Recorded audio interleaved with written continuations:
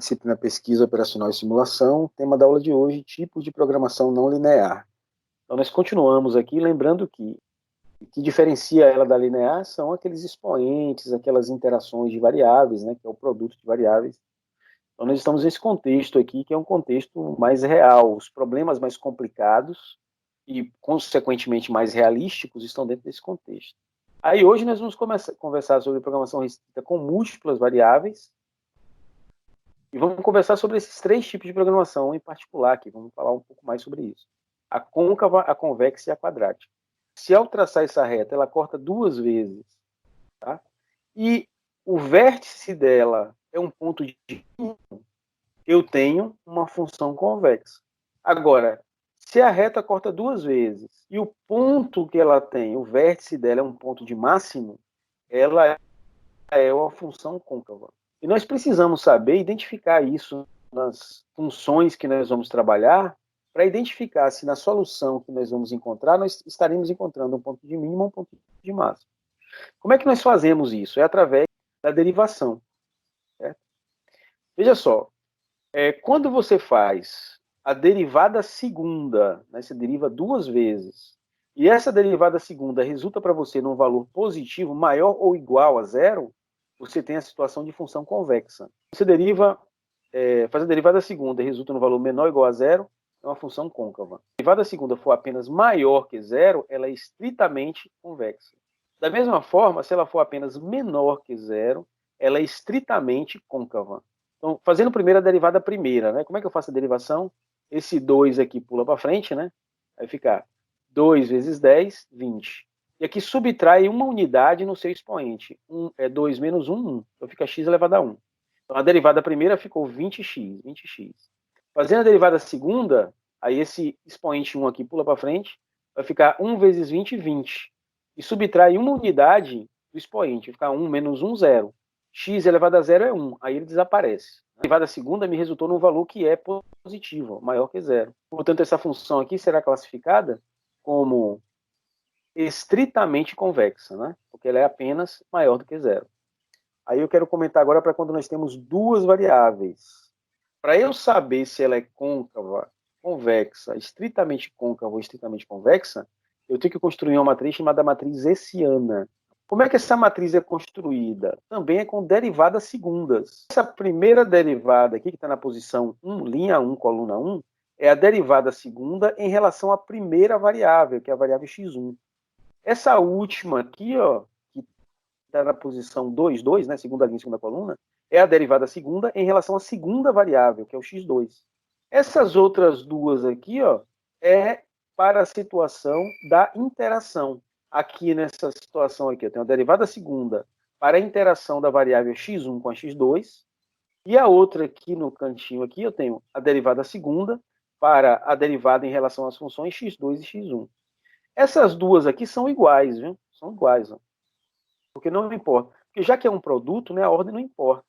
Então, tanto faz eu multiplicar x1 vezes x2, quanto multiplicar x2 vezes x1. Quais são os sinais que eu vou analisar? É o sinal do determinante dessa matriz, dessa primeira derivada aqui, ó, em relação à primeira variável, e dessa última aqui, ó. Da interação não importa, não. Então, se tudo der maior ou igual, é porque essa função é convexa. Se tudo der maior, é estritamente convexa. Se o determinante dá maior ou igual, as demais dão menor ou igual. Se isso acontece, ela é côncava. E por último, se o determinante dá maior que zero e os outros dois dão menores que zero, ela é estritamente côncava. Exemplo para isso. Vamos ver aqui. Dada a função com duas variáveis, que está aqui, ó, um x1 ao quadrado, duas variáveis, x1 e x2. O x1 está ao quadrado, aqui tem uma interação, né, x1 e x2, aqui tem apenas o x2 ao quadrado, aqui tem apenas o x1 mais uma constante. Determine se ela é côncava, convexa ou estritamente côncava ou convexa. Aí eu já sei que eu tenho que montar a matriz hessiana. Primeiro, o que eu vou fazer? Fazer a derivada dessa função aqui, né? Então, primeiro, eu vou fazer a derivada primeira, né? Calculando as derivadas parciais de primeira ordem. Primeiro, em relação a x1, né? Então, aqui eu tenho uma função inteira. Aí eu vou procurar. Onde é que está x1? X1 está aqui, x1 está aqui e x1 está aqui. Então, derivando esse primeiro termo aqui, o 2 pula para frente, vai ficar 2x, né? E subtraio de uma unidade o expoente. 2 menos 1, 1. Vai ficar 2x1, tá o termo aqui, ó. Derivando agora esse aqui, né, que tem um x1 também, o que vai acontecer? O expoente dele é 1, 1 vai pular para frente, 1 vezes 1, 1. Aí vai ficar o expoente 1 subtrai a unidade, 1 menos 1, 0. Né?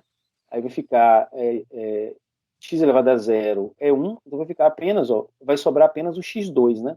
Porque o x1 vai desaparecer. Aí sobra apenas o x2. Menos, agora derivando esse aqui, ó. Né? Aí esse 1 passa para cá, 1 vezes 3 é 3, e o x1 desaparece, vai ficar apenas o 3 aqui. Pronto, já fiz a derivada primeira em relação à primeira variável. Agora eu vou derivar em relação à segunda variável. Então eu vou derivar esse termo aqui, que é o x2, e esse aqui, né? O x2 está aqui e o x2 está aqui. Aí eu vou derivar primeiro aqui, né? Para ficar numa ordem melhor. Aí derivando aqui, 2 vezes x, 2x. E o expoente vira 1, né? Porque 2 menos 1, vai ficar 2x2. Mais, agora derivando aqui, ó, em relação a x2.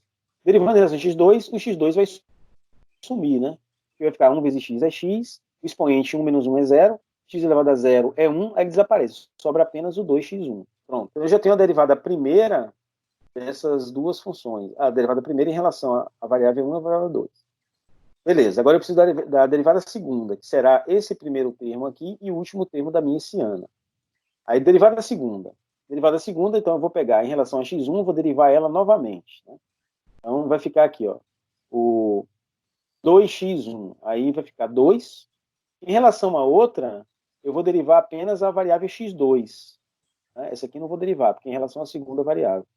Então vai ficar também 2, né? Porque vai ficar 1 vezes 2, 2, e o x aqui desaparece. Então ficou 2 também. E a derivada segunda das interações, onde é que estão as interações? Está aqui e está aqui, né? Então, derivando aqui, vai ficar 1 vezes x é x e ele desaparece, sobra apenas 1. E a outra a mesma coisa, né? 1 vezes x é x e o x desaparece, sobra apenas 1. Então, como eu comentei, esses dois aqui são sempre iguais. Ó. Então, agora eu já tenho os valores. Ó. 2, a derivada segunda em relação a x1, então ele vai entrar aqui, né? Aqui. Em relação à segunda variável, vai entrar aqui embaixo. E em relação à interação, vai entrar nos dois termos seguintes. Então, a minha matriz essiana vai ficar assim. Bom, com a matriz na mão, eu vou calcular o determinante dela. Multiplico os elementos da diagonal principal, diagonal principal é aquela que desce, né? 2 vezes 2, menos, e é sempre menos, o produto diagonal secundária, 1 vezes 1, que é 1 ao quadrado. 2 ao quadrado, 2 vezes 2 é 4, 4 menos 1, 3. Então, o meu determinante da essiana deu 3. Então, o que eu vou agora avaliar? Vou avaliar os sinais. Né? Porque o que eu avalio? Eu avalio o sinal do determinante da essiana e determino os sinais desses dois aqui, ó, né? Da derivada segunda em relação à primeira variável e da derivada segunda em relação à segunda variável. E se observar, todos deram positivo. Quando tudo dá positivo, observe, não deu maior ou igual, deu apenas maior. Quando dá tudo maior que zero, ela é estritamente convexa. Isso tudo que nós desenvolvemos foi para nós tomarmos essas decisões aqui, ó. Porque observe, quando eu vou fazer a otimização não linear, né, para eu saber se o ponto que eu tenho é um ponto de máximo ou um ponto de mínimo, eu preciso saber se a forma é côncava ou convexa. Qual é a lógica, pessoal, do desenvolvimento da otimização não linear? Primeiro, eu vou e encontro o meu valor ótimo. Aí esse valor eu tenho que decidir, ele é um valor de máximo ou um valor de mínimo? Essa é a questão. Como é que nós decidimos isso? Exatamente da forma que nós fizemos agora. Verificando se a minha função é uma função côncava, convexa ou seus estritos lá. Então essa é a lógica, essa é a sequência. Bom, então quando eu tenho gráficos de funções não lineares, eu posso ter uma coisa que seja apenas côncava e apenas convexa, em situações mais simples, mas eu posso ter coisas assim, ó. Então, funções polinomiais, por exemplo, né, elas resultam em coisas assim. Aí eu tenho uma situação agravante aqui, como nós comentamos um pouco na aula passada. Embora eu encontre um valor de máximo, eu fico na dúvida se esse máximo é o máximo global ou se é o máximo local. Então, às vezes eu encontro um resultado que está preso apenas aqui. Ó. Eu não consegui enxergar no meu desenvolvimento de cálculo que existia outros valores ainda maiores do que esse ao longo da minha função. Eu analisei ele apenas num período que conseguiu capturar apenas o máximo local. Então essa é uma situação também que nós vamos conversar aí daqui a pouquinho, como é que a gente se vira com isso. Então, na otimização não linear, nós temos pontos máximos e mínimos. Né? Os pontos ótimos ou são máximos ou são mínimos. Nas funções não lineares, são os pontos de inflexão, como eu comentei. Ó. É o ponto de virada, que será ou um ponto de máximo ou um ponto de mínimo. Em programação não linear, os pontos máximos e mínimos podem ser classificados como locais e globais. O máximo ou mínimo global é aquele ponto em que não existe nenhum outro acima, no caso de no máximo, ou abaixo dele, no caso de no mínimo, né? Então, a gente comentou aqui. Então, nós temos essa situação adicional. Existem formas para a gente analisar se o ponto que eu encontrei ele é um máximo global ou um mínimo global. E a gente vai trabalhar isso agora. Né? Mas, agora que nós já conhecemos as funções, agora nós podemos pensar em como é que nós realizamos a programação. Veja só, primeiro, modelo de programação côncava. Tá? Então, eu tenho aqui a função côncava, que nós já vimos, né? A função côncava, ela é aquela que quando você passa uma linha, ela corta duas vezes, e o ponto máximo, o ponto de inflexão dela é um ponto de máximo. Primeiro, tem que ser um problema de maximização. Parece óbvio isso, né? Porque se ela for uma programação côncava, o que ela vai ter, na realidade, é um ponto de máximo. Tá? Toda restrição que for do tipo menor que, ela tem que ser uma função convexa. E você já sabe como analisar se ela é convexa ou côncava. Tá? E toda restrição que for do tipo maior ou igual a um certo valor tem que ser do tipo côncava. Além disso, se você tiver restrições que sejam de igualdade, né, nem maior nem menor, é alguma restrição de igualdade, ela tem que ser uma função linear. Se meu problema atende a esses pré-requisitos, a minha programação não linear é dita côncava. E o máximo encontrado será global. A programação convexa agora, né? A programação convexa, eu tenho aqui uma função convexa, e a função convexa é aquela que quando você traça uma linha, ela corta duas vezes, e o ponto de inflexão é um ponto de mínimo. E aí, obviamente, os problemas que são de programação convexa são problemas que devam ser de minimização, porque é isso que eu encontro aqui, né? Um problema de um ponto mínimo. As restrições 1, 2 e 3 não mudou nada, é igualzinho. E existe um terceiro tipo de programação. A programação quadrática, pessoal, nós sempre vamos encontrar um ponto de mínimo ou um ponto de máximo. Na programação quadrática, você pode encontrar tanto uma coisa quanto outra. Tranquilo. Pode ser uma situação de minimização ou uma situação de maximização. A situação é que a sua função objetiva será sempre uma função quadrática, uma função do segundo grau. Primeira coisa. A segunda coisa é que todas as suas restrições são funções lineares. Então, observe que a programação quadrática é mais simples, né? Porque ela tem uma função que é quadrática, não dá lá muito trabalho para resolver. Todas as funções de restrição são funções lineares, também é melhor para nós, né? Porque as lineares são tranquilas. E a função dela tem uma cara como essa.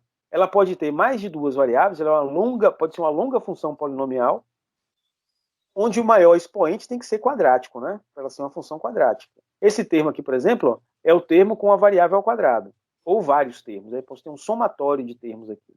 Posso ter também interações, certo? De variáveis. Posso ter um termo de função linear, né? Aqui, observe que a linear é um coeficiente multiplicado por uma variável e tem um termo constante. Então, tem uma situação, tem um leque de possibilidades para montar funções assim. Vamos desenvolver aqui a situação de um problema clássico, que é a chamada determinação do lote econômico de compra, o LEC. Só isso aqui é uma decisão muito importante para o engenheiro de produção e para a vida da empresa de modo geral. Então, esse modelo considera o custo que você tem com a manutenção do lote, os pedidos que você recebe que vão dar saída para esse lote. Também depende da demanda anual do produto que você tem, então pensando em lotes anuais aqui, tá? Depende do tamanho do lote e do preço unitário de compra do produto. Nesse modelo, entre essas variáveis aqui. Então, observe que eu tenho aqui, ó, pelo menos 5 variáveis, né? Pelo menos de x1 a x5. A função objetivo desse modelo é essa aqui, ó. Observe, eu quero minimizar o meu custo, tá? Eu quero ter o menor lote possível. O que eu estou procurando aqui, então, o que é o LEC? É o tamanho do lote econômico. Ou seja, eu quero o menor lote possível. A situação que a gente vai explorar aqui para utilizar no Excel é, supondo que o P seja R$ 25, o custo de manutenção seja R$ 12, o custo de pedido seja de 5 e a demanda anual seja de 2.000 unidades. Essa demanda anual aqui é a quantidade de itens que você compra, que você precisa por ano. Tá? É a sua demanda anual por esse item. Aí ele pergunta qual é o tamanho do lote que você deve cumprir, o lote econômico. Então, para resolver esse problema aqui, nós vamos usar o Excel. Aí eu vou abrir o meu Excel aqui. O preço unitário é R$ 25, a demanda é 12, o custo... demanda não. O custo de manutenção é 12, o custo de pedido é 5, a demanda são 2.000. Tá. Eu quero esse valor aqui, que é o tamanho do meu lote, tá? E eu quero minimizar o custo. Minimizar o custo. Essa função aqui me representa o custo, né? Como eu comentei, eu tenho um custo de manutenção, um custo de pedido e um outro custo aqui, esse DP aqui, né? Para implementar, vamos lá, igual a Q dividido por 2. Então, aqui seria o valor de Q dividido por 2. E isso aqui multiplicado pelo CM. Então, isso aqui multiplicado pelo CM, que é 12. Somado com outro custo aqui, ó, que é a demanda dividido por Q, abre parênteses, demanda dividido por Q, e multiplicado pelo CP, tá aqui. Isso aqui agora somado a demanda que é D, multiplicado pelo preço, pelo P. Pronto, a função é essa. A função é essa. Então, essa função aqui é a função do custo que eu tenho, né? Aquele conjunto de custos aqui. E é essa função que eu quero minimizar. Eu quero minimizar esse custo. E eu quero minimizar esse custo determinando qual é o melhor tamanho de lote possível, né? Se eu colocar que esse lote só tem uma unidade, o meu custo anual é de 60 mil. Se eu colocar que esse lote tem 2 unidades, vai para 55 mil. Se eu colocar que esse lote são 10 unidades, vai para esse valor aí. E por aí vai. Então, eu tenho aqui, ó, o que eu estou buscando fazer? Eu estou buscando minimizar o meu custo com base no melhor tamanho de lote possível, o tamanho do lote otimizado, né? Um problema de minimização. Eu vou deixar aqui por enquanto 1 aqui. Aí eu vou usar aqui a implementação do solver, né? Para isso, aí nós vamos aqui no menu dados, e aí no meu Excel eu já tenho um solver pronto aqui, né? No caso de vocês, se vocês não tiverem um solver, vocês sabem como implementar. Se não souberem, só para recordar, vem arquivo, aí vem aqui na última opção, que são as opções, e na caixa opções você vem em suplementos, e suplementos do Excel, você clica nesse botão que tem na frente, aí aparece essa caixinha. Aí nessa caixinha de suplementos você vai e ativa o solver. Aí fazendo isso, se o seu, no menu dados não estiver aparecendo, né, agora no seu computador, fazendo isso ele vai aparecer. Então eu vou ativar o solver, ele traz essa caixa aqui e ele vai perguntar: qual é o seu objetivo? Definir o objetivo. Isso aqui é a minha função objetivo. Então, a função objetivo é essa aqui, ó, é o custo, né? Então, ficou aqui como B8. Depois, o que eu quero fazer? Eu quero minimizar. Aí no meu aqui já está ticado. Ó. Tem a opção de maximizar, tem a opção de minimizar, ou tem a opção de encontrar um certo valor, especificar um valor. No nosso caso, nós queremos minimizar a função de custo. Alterando que valores? Eu quero que ele otimize esse valor aqui, alterando o valor daqui, né, o tamanho do lote. Então eu vou aqui, ó, na setinha, e digo para ele que o valor que ele deve mexer é esse aqui, ó, o valor do Q, né, que é a célula B7. B7 não, B6. Adicionando a restrição, né, adicionar, é que essa célula aqui, ó, ela tem que ser pelo menos maior que 1. Então, a quantidade de itens no meu lote tem que ser maior ou igual ao valor 1. Ok. Pronto, então eu tenho as definições do problema. Então, a minha função objetivo é o custo. O custo deve ser minimizado.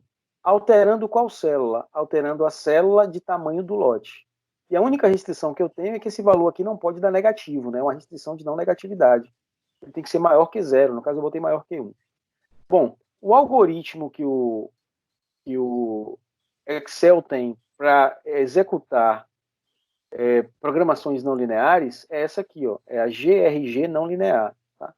No passado, acho que vocês usavam esse aqui, ó, LP Simplex, né? Para fazer não linear, é essa aqui. E aí pronto, se a gente dá um ok aqui, que se não tiver dado nada errado, ele deve resolver o problema. Pronto.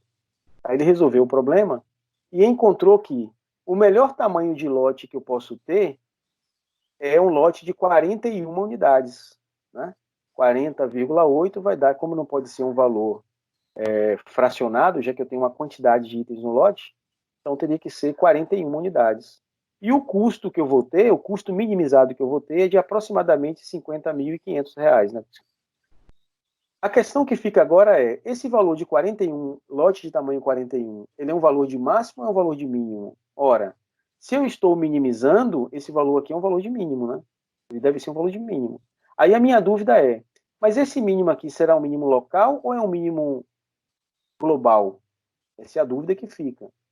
Para eu poder analisar isso, eu teria que fazer aquela observação, né? Se ele é um problema de mínimo, então eu estou na programação, é uma programação convexa. Mas tem um problema adicional aqui. É que aquele problema que nós estamos resolvendo, ele não é um problema de apenas uma variável, ele é um problema com muitas variáveis. Mais que duas, inclusive. Né? Que resultado nós encontramos? Nós encontramos que o tamanho do lote que eu devo utilizar é de 41 unidades e que o custo que eu vou ter é de R$ 50.409,90. Mas a minha dúvida é, será que seria possível minimizar ainda mais? E esse meu mínimo aqui é apenas um mínimo local e não um mínimo global? Então, aqui a gente fica nesse conflito, né? Nessa dúvida. A gente não consegue avançar. Mas nós podemos apelar para um recurso aqui, né? Só para a gente ter uma estimativa de que se isso aí é um mínimo global ou apenas um local, já que nós não conseguimos, né, pela complexidade da função, que tem aqui 1, 2, 3, 4, 5 variáveis, uma função com 5 variáveis, a gente não consegue de forma simples, e utilizando o mesmo método algébrico de derivação, a gente não consegue um meio muito simples para isso. Então eu vou optar por construir um gráfico aqui. No eixo X, eu vou colocar o tamanho do meu lote. E no meu eixo Y, eu vou colocar o custo. Né? E o que eu quero fazer? Eu quero minimizar o custo com base no tamanho do lote. Bom, eu vou colocar aqui tamanhos de lote que vai começar em 1, porque não pode ser menor que 1, e vou crescer ele aqui, né, até uma certa quantidade. Vamos colocar aqui 100 valores. 100 valores. Então, eu já cheguei aqui, vou no 150. Vou botar 150 valores. Tá? Então, observe que isso aqui são tamanhos de lote. Né? Nós já sabemos que o Solver nos disse que o melhor é nós termos um lote com 41 unidades. O Solver falou isso, né? Agora, vamos ver aqui, graficamente, se esse valor de 41, ele de fato ele é um local, pelo menos fazer uma boa estimativa com base no gráfico. Aí eu vou ter que implementar de novo a função aqui, igual a quantidade de itens, lembrando que a quantidade está nessa coluna aqui, então vai ser igual a quantidade, está aqui, dividido por 2, multiplicado pelo CM, somado com o D, dividido pelo Q, que está aqui também, multiplicado pelo CP, está aqui, mais o D, está aqui, multiplicado pelo P, que está aqui. Pronto. Então, observe, né, aquele valor que eu tinha encontrado antes. Quando o meu lote de tamanho 1, eu tenho esse custo aqui de 60 mil.